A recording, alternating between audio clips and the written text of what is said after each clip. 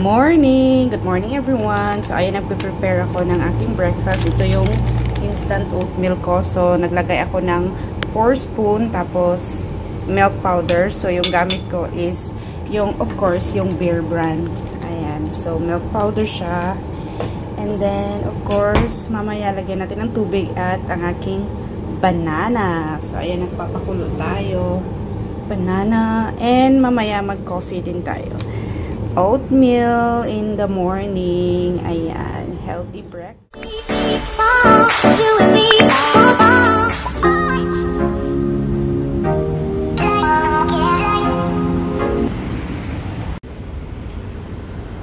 So, ayan mga auntie, pupunta pala tayo dito sa Kiki Hospital, dito sa Singapore. At alam nyo ba mga auntie, super laki ng hospital na to. At saka kayo makaakyat sa room kung saan kayo pupunta ay kailangan nyo munang mag-register at kukuha ng ticket. At sobrang na-amaze ako. So, ayan mga auntie, before kayo makapasok, kailangan nyong i-scan dyan yung ticket nyo na visitor ticket. Ayan. So, ang laki ng hospital mga auntie. Tignan nyo. Oh my God. Ang laki.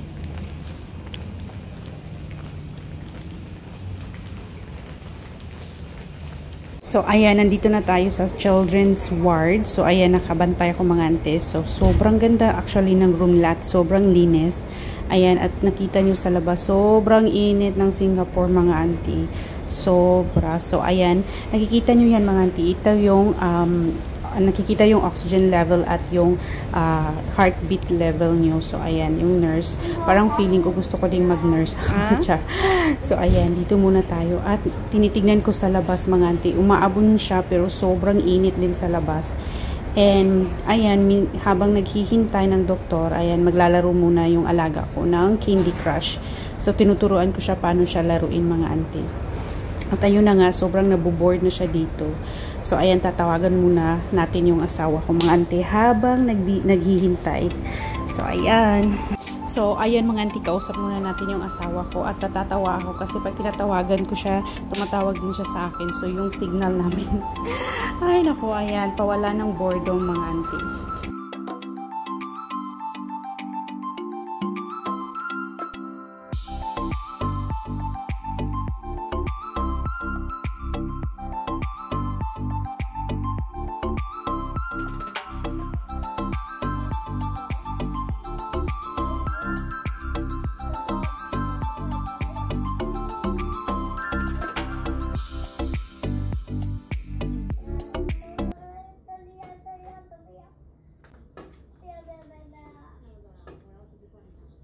So, and iwan ko nung tawag dyan mga auntie, but yan, connected yan siya dyan doon sa monitor ng oxygen level at heartbeat. Ayan.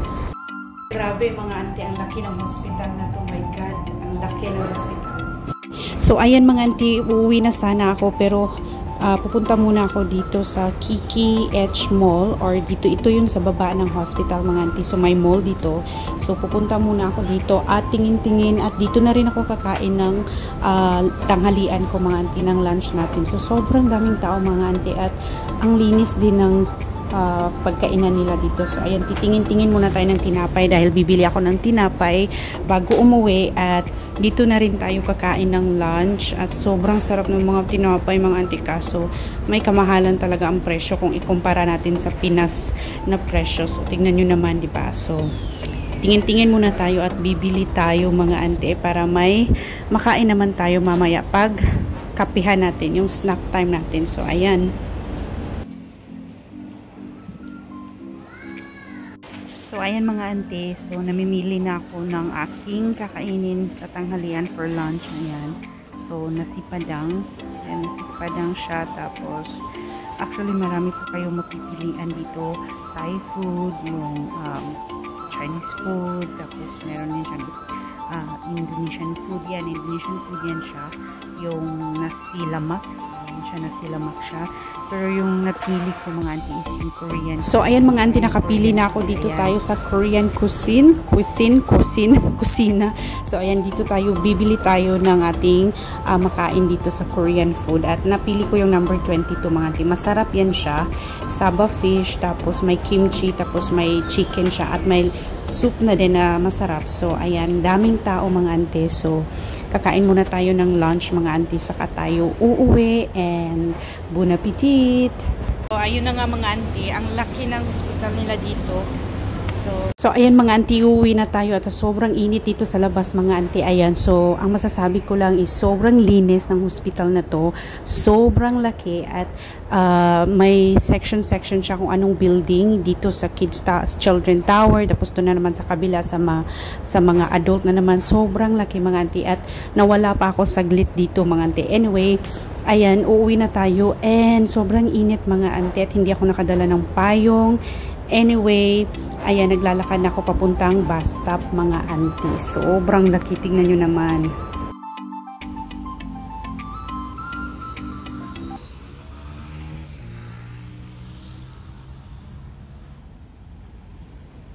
So, ayan mga auntie, uwi na tayo. Ayan, naglalakad ako kasi pupunta ako ng bus stop.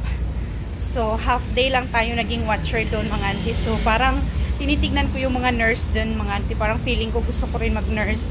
Ay, parang ang sarap lang tignan, no? Pero ang hirap din ang trabaho nila for sure. So, ayan, dito na tayo, oh. Ayan. Tatawid na tayo mga auntie. Sobrang init. My God. Ayan siya, oh. Tirik na tirik yung araw. Ayan. Diyos ko, sobrang init.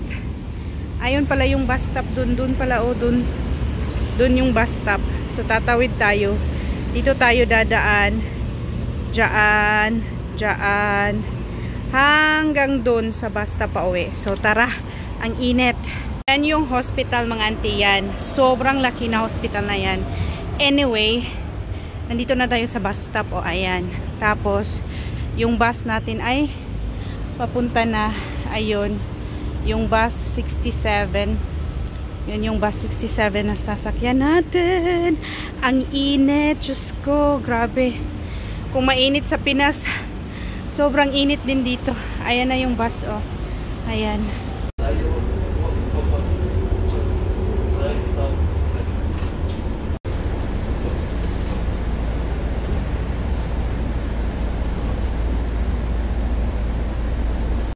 Ayan mga auntie, naglalakad na ako. Malapit ako sa amin. Ayan.